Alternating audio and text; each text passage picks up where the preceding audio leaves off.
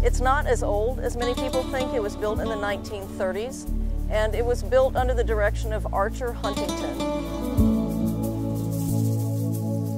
He and his wife, Anna Hyatt Huntington, who was a very well-renowned 20th century sculptor, were looking for a warmer climate to live. Their primary home was in New York.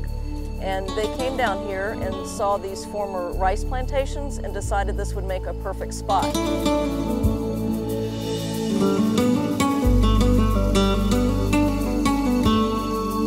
Archer, who had traveled extensively in Spain and Mexico and along the Mediterranean, had really fallen in love with what's called Moorish architecture. And he had the money to build this kind of house, and he thought this beach setting would be really good for it.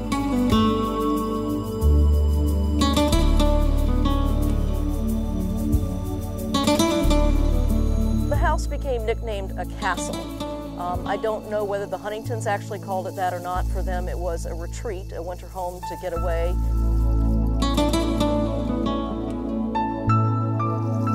The word Atalaya is a Spanish noun that means watchtower or lookout point. So this house does have the significant watchtower here, but instead of being used as a watchtower, it was used to house a water tank so that they had indoor plumbing.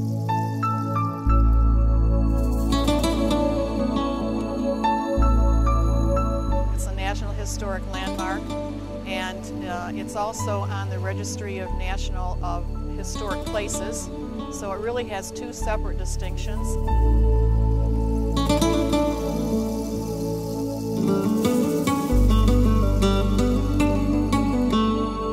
The house does seem austere to many people, and of course the furnishings are no longer here, but all of the exterior walls are at least 3 bricks thick.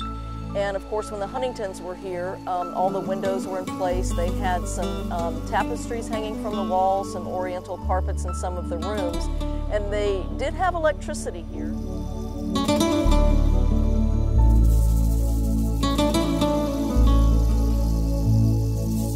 If people don't know the story and they don't take the time to look at it, they think it perhaps is a cold, empty place. But anyone we talk to and we explain why the house looks like it does and who the Huntingtons were and kind of the story behind them, it all seems to make sense.